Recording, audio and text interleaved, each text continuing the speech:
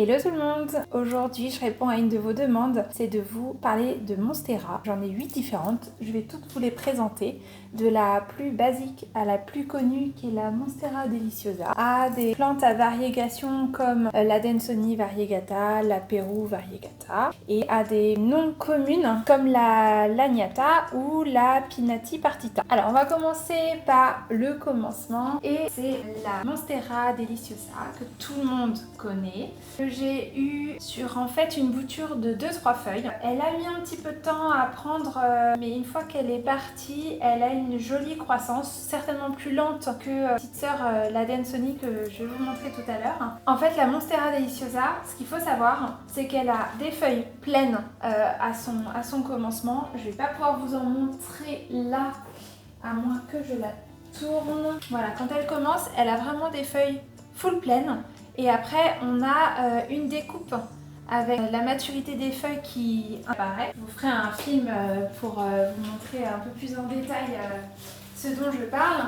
Et j'en ai qu'une sur cette deliciosa, mais après on parle de fenestration. Donc ça va vraiment être des petites ouvertures à l'intérieur des feuilles. Donc c'est vraiment en fonction de la croissance de la feuille, en fonction de comment elle grandit, de comment elle évolue.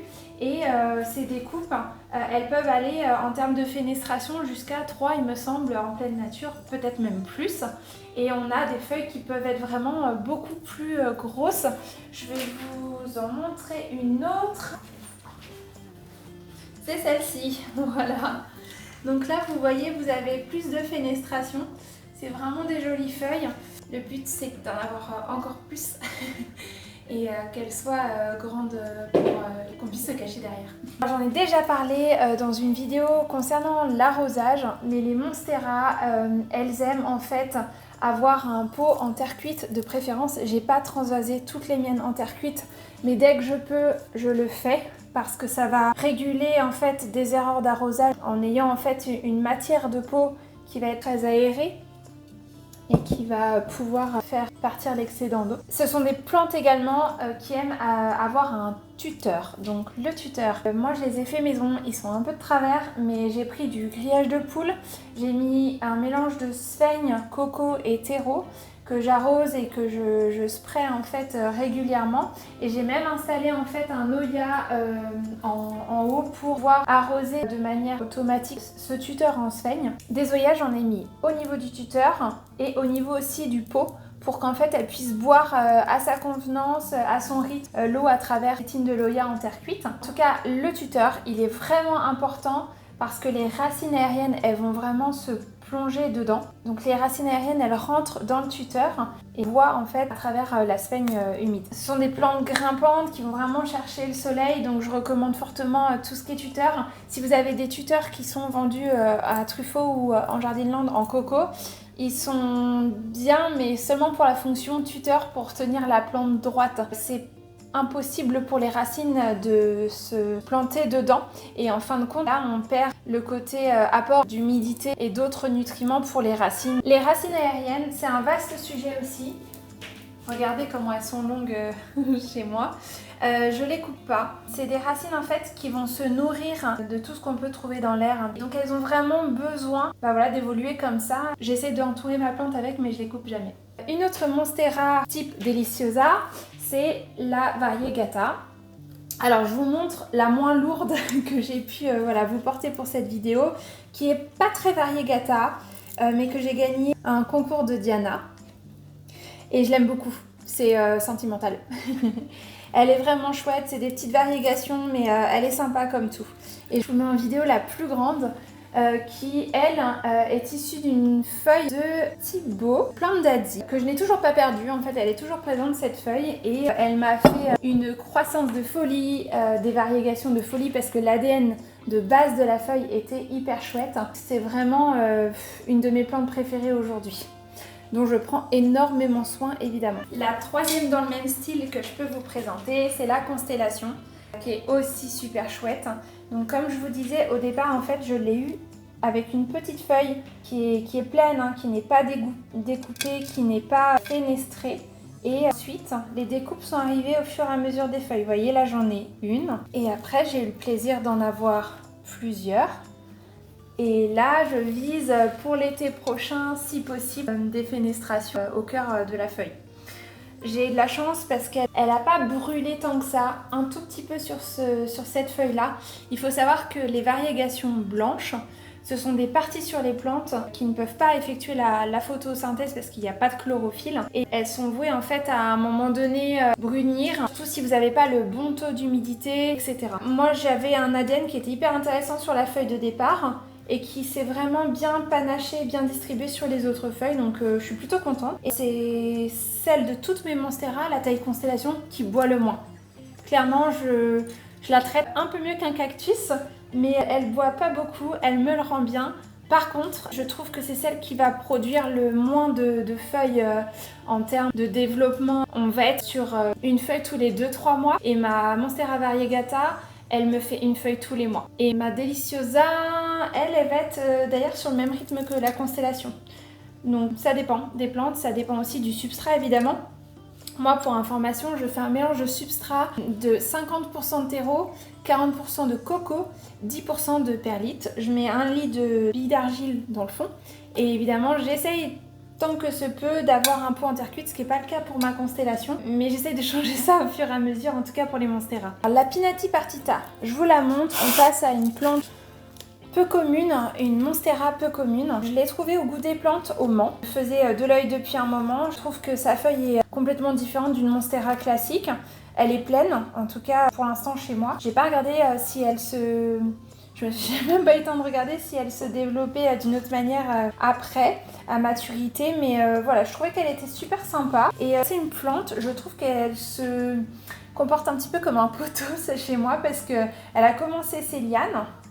Et elle a une vitesse de croissance qui est extraordinaire.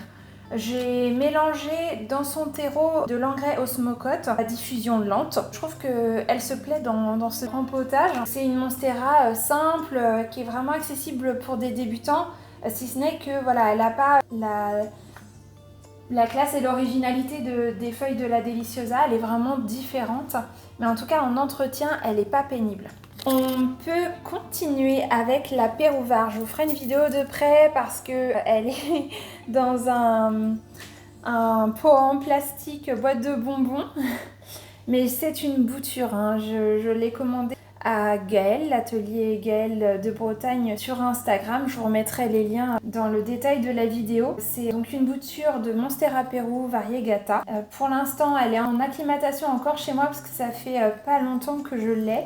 Je l'ai commandé en hiver. Alors quand on commande en hiver, c'est ce que j'expliquais souvent sur Instagram. Il faut avoir les bonnes conditions pour assumer le développement d'une bouture après. Donc tapis chauffant, lampe et puis un taux d'hygrométrie assez intéressant. Donc voilà, je verrai plutôt ce que ça va donner cet été. Affaire à suivre en tout cas. Là, elle est dans son petit bain de Svein sur tapis chauffant et j'attends qu'elle me fasse d'autres pousses et que son système racinaire se développe bien dans la boîte. Ma toute première monstera que j'ai déjà présentée dans une autre vidéo, qui est une de mes chouchoutes, c'est la Densoni. En fait, la Densoni, elle a des fenestrations, elle a pas de découpe et elle a des petites feuilles. Et moi, c'est ce que j'ai trouvé trop mignon au départ quand je l'ai vue. Elle était mal en point chez Jardinante. Je me suis dit je vais la sauver alors que j'avais pas du tout les connaissances pour et que j'ai commencé par trop l'arroser. Mais en fait, c'est une dame qui boit pas beaucoup. Et elle me fait des lianes que je suis obligée de bouturer et couper régulièrement parce qu'en hiver, en fin de compte, vous avez des lianes qui sont longues, sans feuilles. Et après, ça vous fait des bouts de monstera tout au bout de la liane.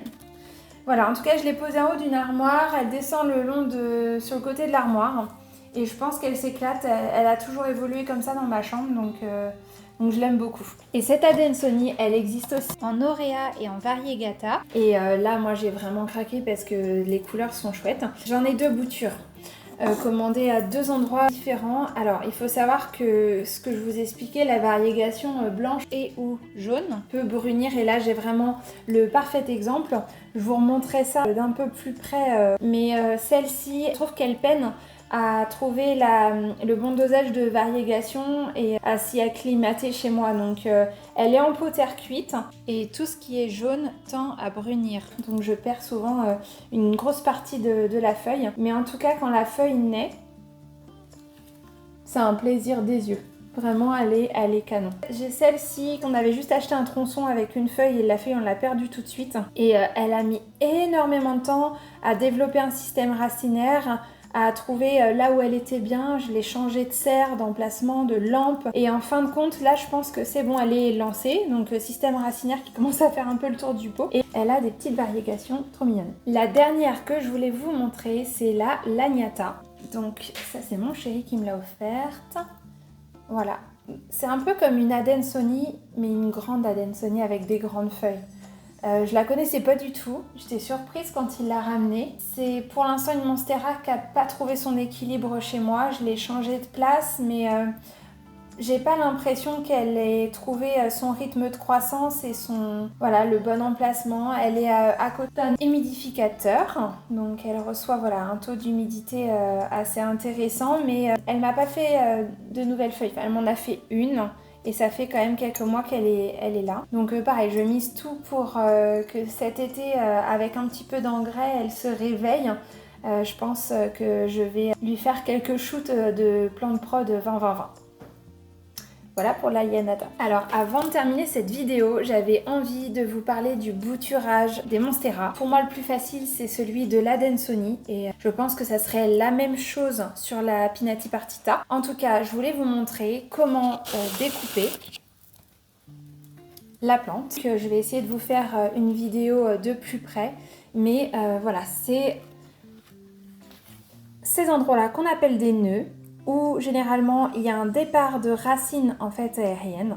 Il faut couper en dessous, presque à égale distance entre deux nœuds, et vous pouvez les mettre en eau, en sphaigne, ou directement en terre, je dirais, si la racine aérienne elle est déjà bien sortie. Et en fin de compte, moi souvent je les mets en eau, ça vous donne ce genre de choses. Voilà, j'ai deux exemples. Donc ça, c'était un tronçon avec des départs de racines, avec le nœud ici. Et vous voyez, il y a une racine qui s'est créée dans l'eau. Tout comme ici, vous avez en fait la tige, le nœud. Et là, c'est les racines qui ont commencé à pousser en eau. Donc c'est vraiment très simple, il n'y a rien à faire, il n'y a vraiment rien de compliqué. J'arrive même en fait à couper des tronçons où il y avait initialement pas de feuilles, avec un départ de racines ici et là un départ de feuilles, donc ça marche extrêmement bien, hein. C'est pas... Il n'y a vraiment rien de compliqué, c'est à la portée de tous. Et ce qui est intéressant, c'est qu'après vous pouvez rempoter avec plusieurs tiges à la base et fournir un pot un peu plus épais que si vous aviez qu'une ou deux lianes à la base de votre plante. Voilà, je crois que je vous ai tout présenté sur ma collection de Monstera que j'avais à la maison. J'espère que ça vous a plu, j'espère avoir répondu à votre demande. S'il y a des choses que je n'ai pas évoquées sur les Monstera, n'hésitez pas à me poser des questions en commentaire. J'essaierai d'y répondre du mieux que je peux. Je vous souhaite à tous une belle fin de journée et à bientôt pour une prochaine vidéo.